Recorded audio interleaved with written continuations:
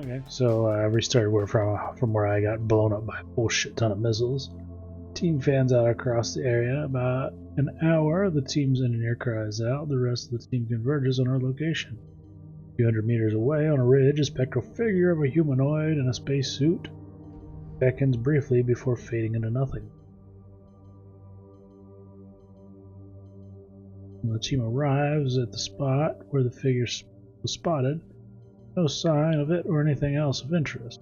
The geologist suddenly has the impulse to probe the ground with a deep penetrating seismic sonar. Very faint metallic signature is detected. Examination of the craft reveals that apparently it buried itself in a high velocity impact when its drag chutes failed to arrest it in the low density atmosphere. Subsequent micrometeor erosion erased any evidence of the crater. Tiny fission generator projects a holographic beacon when it's detected, presumably guides rescuers. Team collects data they can and re-enters the craft, yada yada. Okay, so this time we'll not try to piss off the plant people.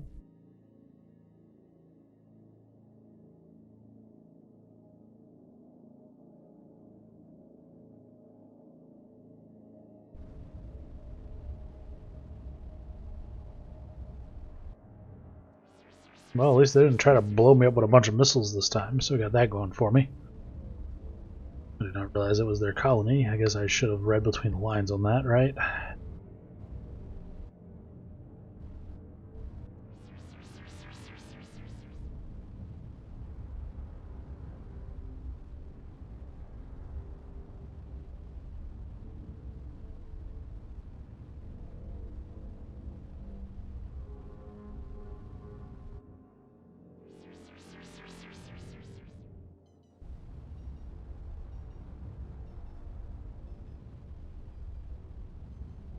Over this planet is almost entirely covered with a seemingly endless forest of large trees growing so close as to be almost impenetrable. There are a few hundred patches where it's clear that the trees once grew, but are just filled with dead trunks of scrub and brush. The team sets the lander down at the edge of one of these patches. In one direction, the dead trunks and dried undergrowth sprawl for hundreds of acres, and the other, a thick wall of wood, has few openings. Explore the forest. Shortly after the team enters the dense forest, they report a deep hum that grows louder the deeper they go, eventually becoming an incessant buzz. Suddenly, all hell breaks out. The team leader reports a swarm of giant insects. Some several meters across, attacking the group, killing at least 2. The engineer reports another member is being strangled by roots. Harder, Daddy! The xenobiologist reports that the team leader has been eaten by a tree with thousands of teeth. The security officer orders the team to fall back. Several chaotic minutes later, the survivors escape back into the clearing. Strangely, despite all the initial casualty reports, everyone is accounted for. After examining the readings from their data logs, the xenobiologist notes unusual electromagnetic readings. She speculates these include sympathetic signals in animal brains, producing vivid hallucinations. Let's talk to the tree people about the tree problems. That seems kind of weird. We found your planet. The world you found is our first home. 100 billion ancient trees remember our entire history for 500,000 years. The madness your crew experienced is a natural defense against intruders. Centuries ago, we began to notice gaps in our memory. Some things forgotten that we must have known. Some memories that could not be possible. Strange thoughts we could not understand. So we cut off those trees from the rest, and they died. We tried to find the cause, to no success, and soon this memory blight reappeared elsewhere.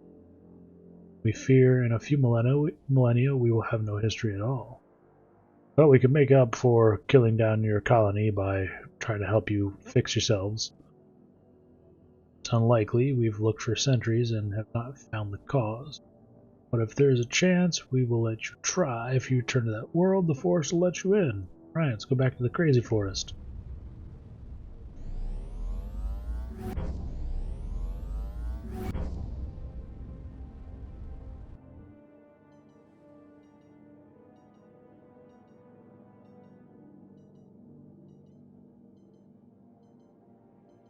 Team initially is apprehensive of the mind-altering force, but proceed in.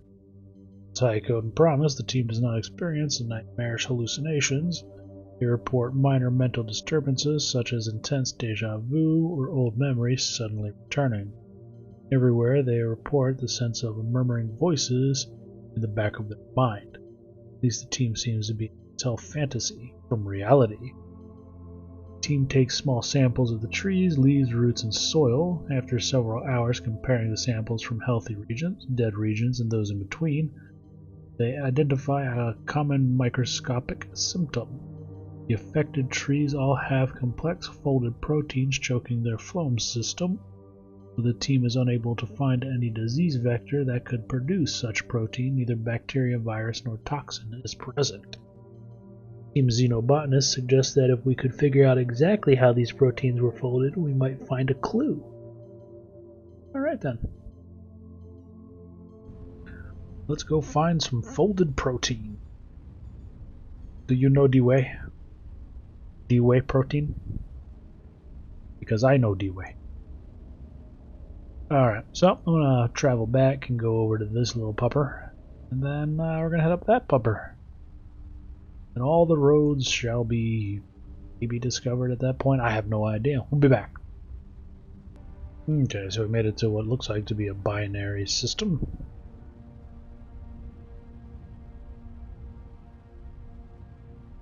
A singular. Nope, there's more than one planet. Alright, so it's here. Oh, that's hellaciously bright. Don't fly into the sun. Ah, goodies. Heterochromatic binary. Binary star pair are wildly divergent in age and temperature, suggesting one captured the other. This is unusual given the otherwise normal sector orbit stability. I mean, sure, I'll take your word for it. It's been a while since I've done astronomy.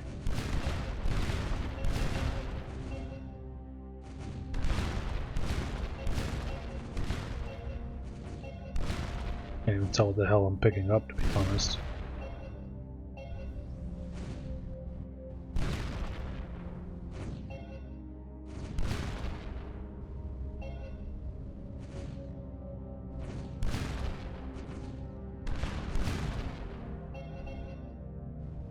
More flak guns. I think about 10 should do the job. That's probably excessive, but...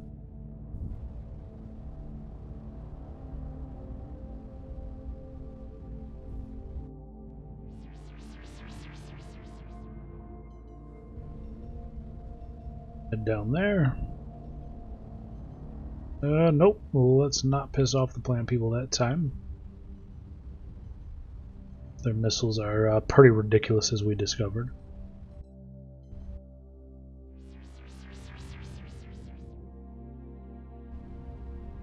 Alright, so that takes care of this side.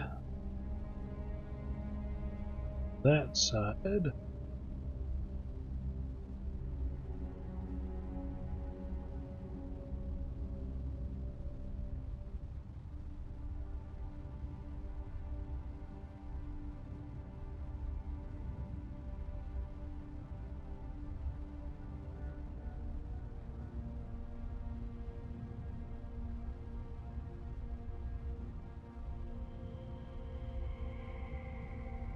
And then we'll, oh, we got a bunch of these things. 3 more of them to go through. And I assume they'll all be just as big. Biggity.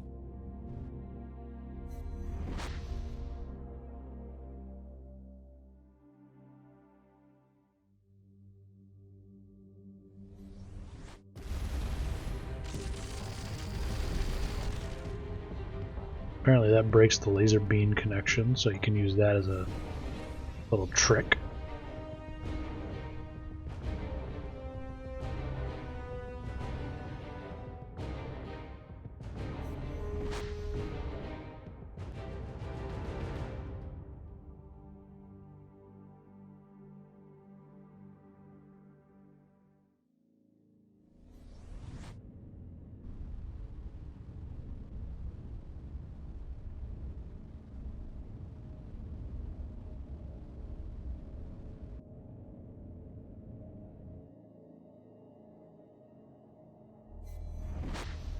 What do we got on this side?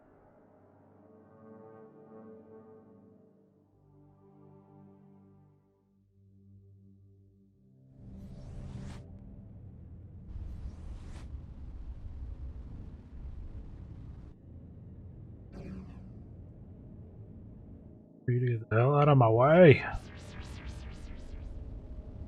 Nothing on the side. This is a garbage jump. Got it.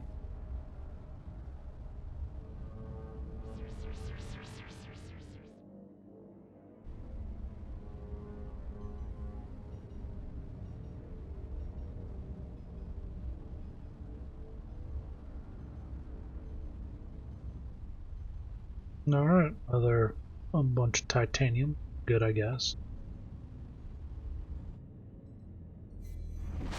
Unless I jump out before I collect it, and then I have to go back and do that one again because I'm a dumbass.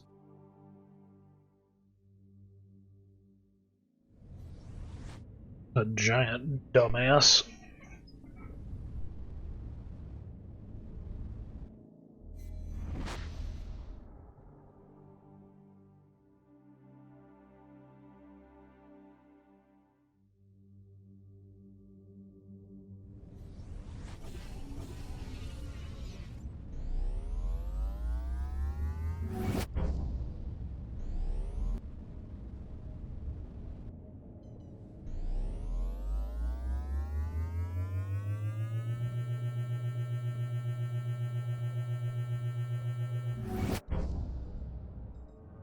I heard a probe somewhere.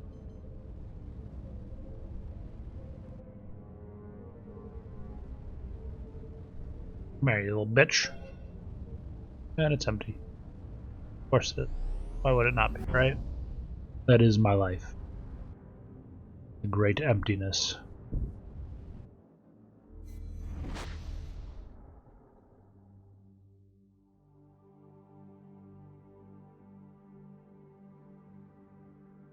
Well, you're squished.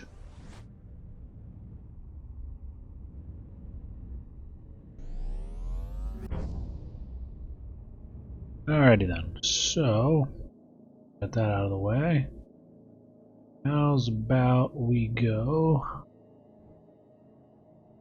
and we take a look-see at that one. That seems like something to do. I think I found no friendlies. Absolutely no friendlies.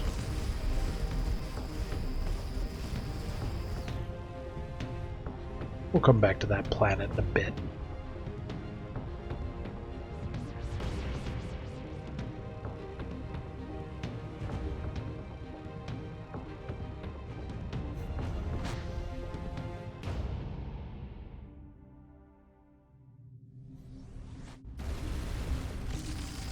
Jesus.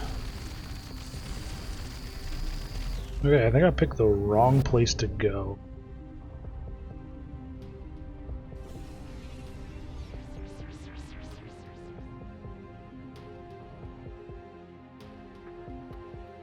Just as thoughts on that, because looks like everywhere I'm headed, nobody is a friendly, huh?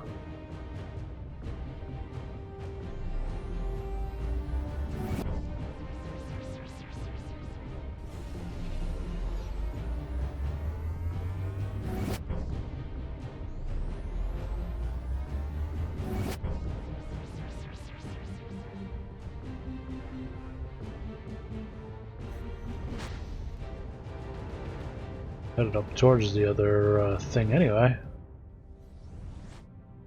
Alright, so at least there's no assholes in this system. Nope, there are. I just wasn't close enough.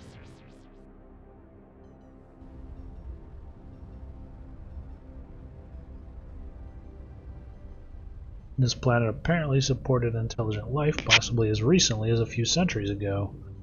Various cliff settlements attest to an early Bronze Age culture. The most interesting evidence is a cluster of stone spheres carved of various types of rock, some not found for over hundreds of kilometers. Of course, their shape would probably have been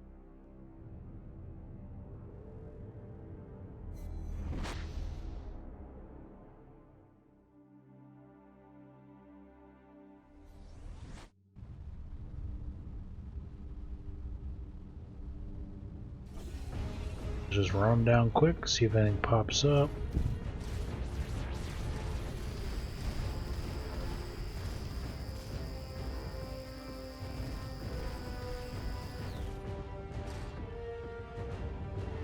Okay, if he's not close enough to shoot, then I can land. Come on now.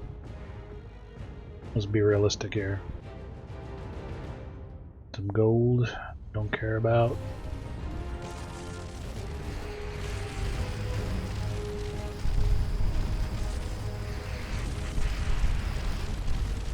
Alright, you dirty fucks.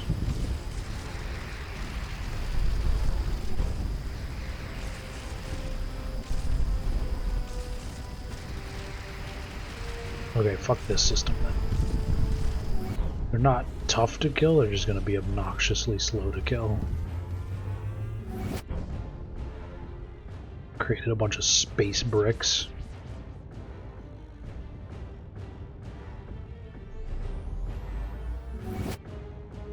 Search of the anomaly area detected reveals nothing of interest. Hey.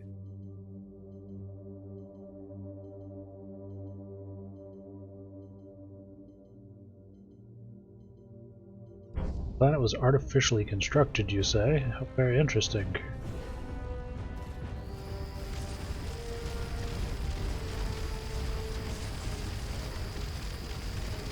Of course you would have something on you, wouldn't you?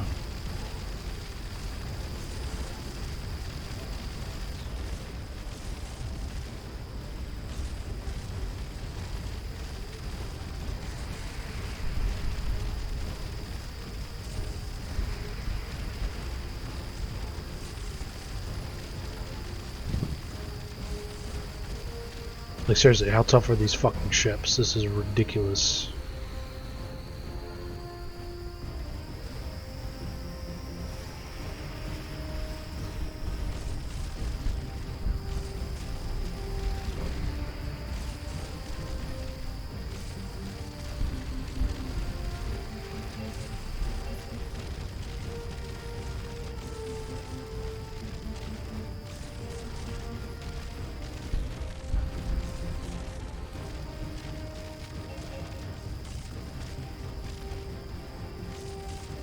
The closer I am, the more damage it does, so let's just hump them and see how that plays out for me. It's not like they can kill me, but this is kind of annoying that they don't die quicker than that.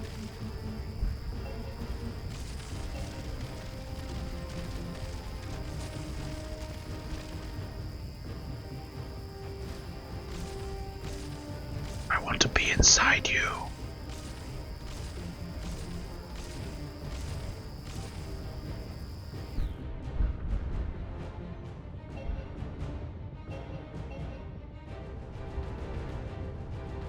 Petroleum. Done.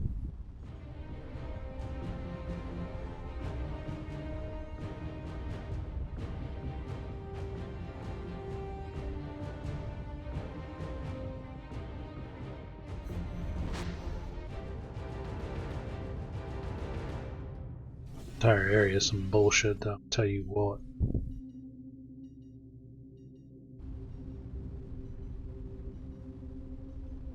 Cobalt 60.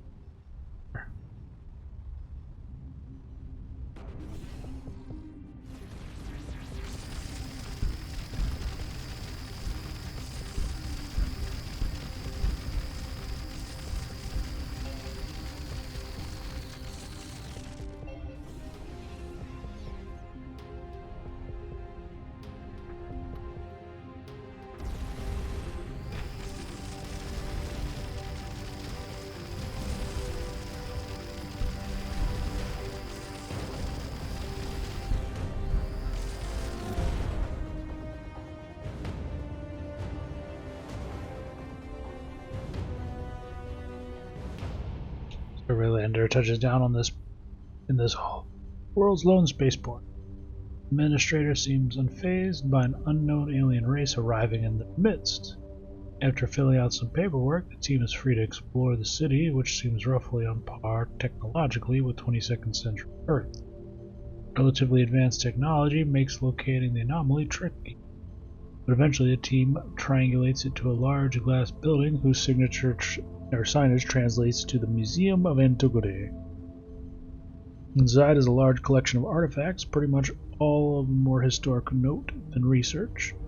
However, one well-secured display case is an object of distinct interest. The almost unrecognizable remains of a Starcom uniform. Attached to the waist is a small personal data archive. On the collar is some kind of unrecognizable communicator bearing the words Morningstar. He locates the museum curator, who immediately recognizes their uniforms. After some introductions, he can shed some light on the uniform and display. It was acquired as part of an artifact exchange with a Zoar Guild agent. While the curator appreciates the team interest, it's not for sale. The curator at first demurs, insisting that one of the highlights of the collection is much to learn from its advanced technology. But after he confers with his director, it seems that this was a prelude to negotiation. Eventually, they outline a list of artifacts that they are eager to acquire. Requested its heart of a sample of Ignis tree, intact singing cluster, and the scepter of a Gortanu hierophant. If the team is able to deliver these, they will surrender the Morningstar artifacts. In addition, they request a new Starcom uniform and communication device for their display. Like a scavenger hunt, I haven't done one of these since the Academy. This is a bit more esoteric than Flight Master's underpants. And a lot less disgusting, depending on how often they did the wash.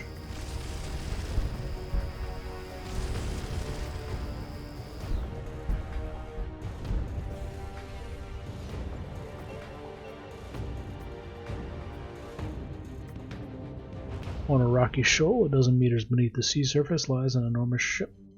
Seawater flooded the interior compartments millennia ago, and any valuable technical equipment has since turned into artificial reefs for exotic fish.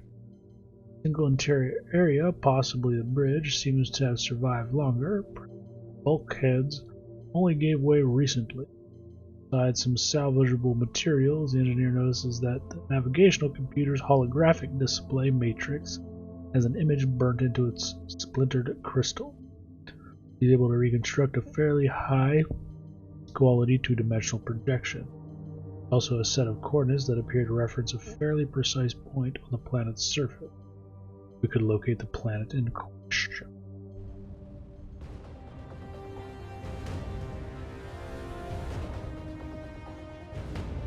Yeah, remember that they don't clean up until I have this thing back on the ship.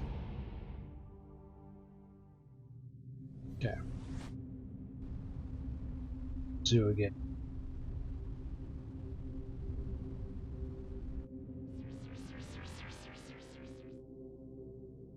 Unstable mantle. The surface of the planet is solidified in the past half million years. Blah. Early continental 4. Holy shit balls. Holy shit balls. Over here. What is this horse shit? Another nope planet? We're good. Yeah, I just want to get into the damn hole, guys. Okay, I'll be back once my shields are up. Fuck, son. A little silliness. A little silly. A little bit. Hey guys, I'm just trying to get into this hole here. If we could just let me do that, that'd be great. Thanks.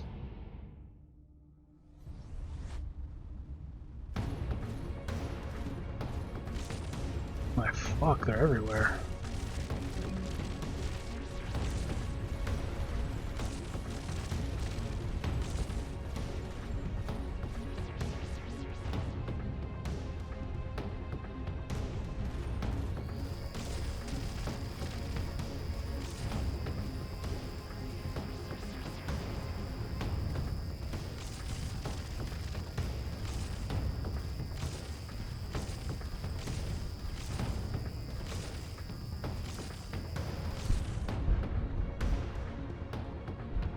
Alright, this one down. Out of man time. Always use more of that, I guess. Actually, but I can always use more of his reactors, apparently.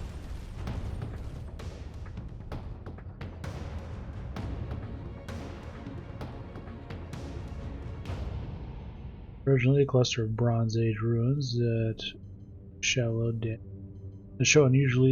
unusually show damage from wow, fucking words. Anomaly is a cluster of Bronze Age ruins that unusually show damage from plasma. The team is unable to identify the cause or any resource of value.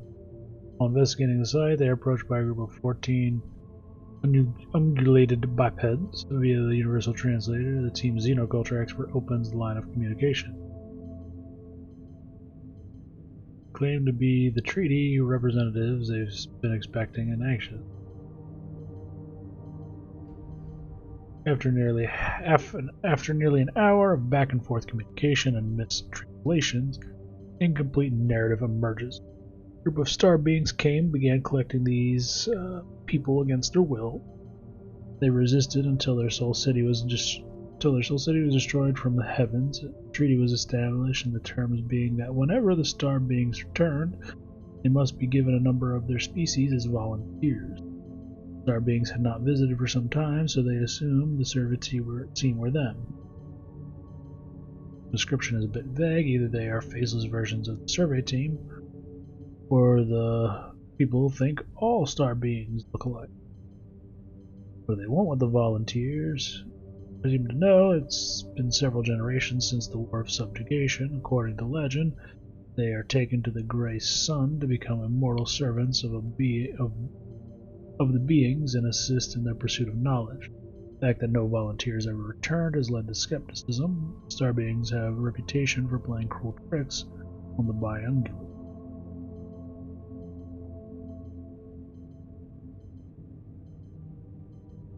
The response is a confused mix of appreciation and fear. Oh. Alright then. So let us travel north. We'll see what we find. Actually, I think what we're going to do is we're going to take a little break. So we'll be back to continue our exploration of this a little bit later. Till then, you all have a good day. Another neutrino emitter on scanners. Can't argue with that. Free resources is free resources.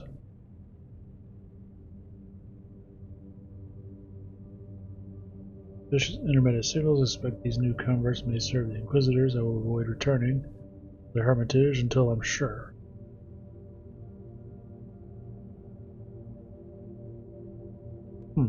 Okay. Anyway, we'll be back. Till then, see you guys later.